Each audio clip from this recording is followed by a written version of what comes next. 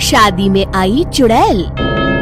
अन्नपुर नाम के एक गांव में शादी चल रही होती है।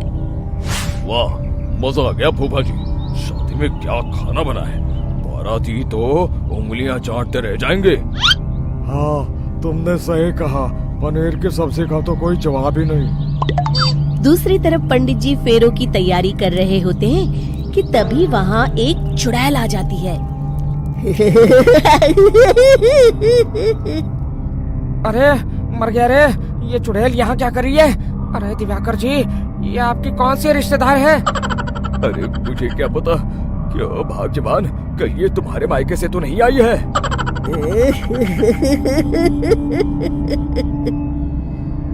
तुम लोगों की इस गांव में बारात लाने की हिम्मत कैसे हुई?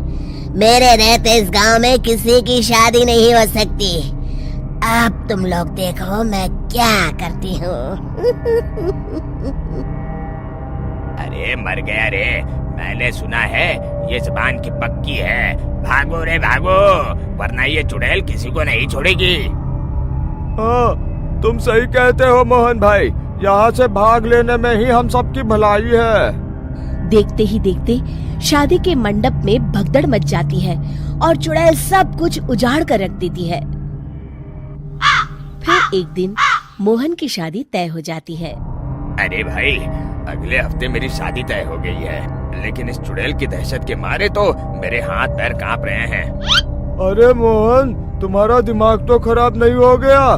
तुम अपने साथ साथ हम सब गांव वालों को भी बलि का बकरा बनाना चाहते हो? उस चुड़ैल के रहते तुमने अपनी शादी के बारे में सोच भी कैसे लिया? देखो गोपाल, डर तो मुझे भी लग रहा है, लेकिन उस चुड़ैल के डर से मैं जिंदगी भर कुंवारा तो नहीं रह सकता। तभी वहाँ मोहन के होने वाले ससुर आ जाते हैं।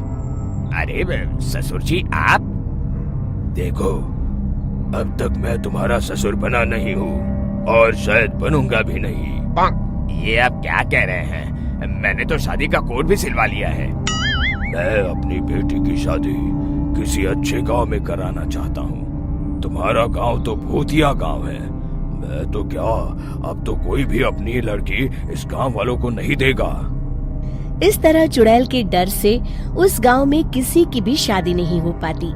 फिर एक दिन गांव के जमींदार अपनी बेटी की शादी करने का विचार करते हैं, लेकिन चुड़ैल के डर से उनकी भी हिम्मत जवाब दे देती है।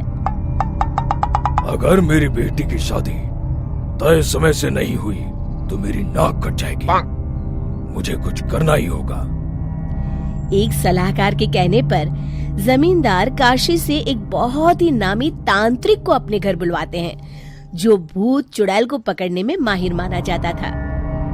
जमींदार साहब, आप चिंता मत करिए। इस गांव की सीमा में प्रवेश करते ही मुझे उस चुड़ैल के बारे में सब पता चल गया था।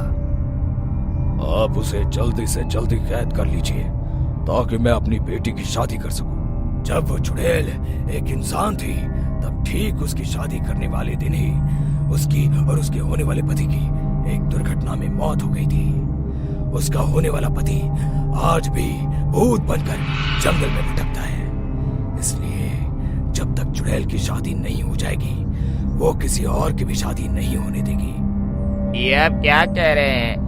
अगर वो भूत भी हमारे गांव में आ गया तब हमारा क्या होगा? ये आदमी बीच में बहुत बोलता है, इसे बाहर निकालो।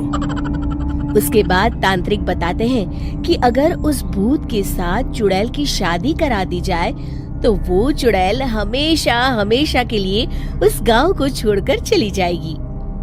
जमींदार साहब, आप अपनी बेटी की शादी की तैयारी शुरू कर दीजिए। मैं कुछ गांव वालों को अपने साथ लेकर उस भूत को ढूंढने जंगल की ओर जाता हूँ। इस तरह जमींदार निश्चित होकर अपनी बेटी की शादी करवाने लगते हैं, लेकिन तभी वहाँ चुड़ैल आ जाती है।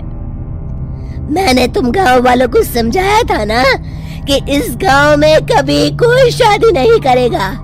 लगता है तुम लोग मुझे हल्के में ले रहे हो।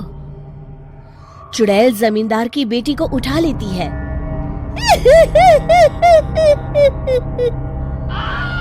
अब देखती हूँ बिना दुल्हन के तुम लोग शादी कैसे करोगे। मैं इसे अपने साथ ले जा रही हूँ। छोड़ मुझे, पिताजी मुझे बचाइए। अरे कोई मेरी बेटी को बचाओ। तभी तांत्रिक उस भूत को लेकर वहां पहुंचता है। अरे भाग्यवान, रुको, इन मासूमों को परेशान मत करो, मैं आ गया हूँ, अब तुम मेरे साथ चलो। चुड़ैल बहुत खुश हो जाती है। आप आ गए, चलिए अब हम मंदिर में चलकर शादी कर लेते हैं। अरे अरे अरे अरे, ये क्या कह रही हो? मंदिर में जाके दोबारा मरना है क्या? चलो, आज से हम जंगल में रहेंगे। चुड़ैल चली गई, अब मेरी शादी हो जाएगी। इस तरह सभी गांव वाले खुशी से झूमने लगते हैं।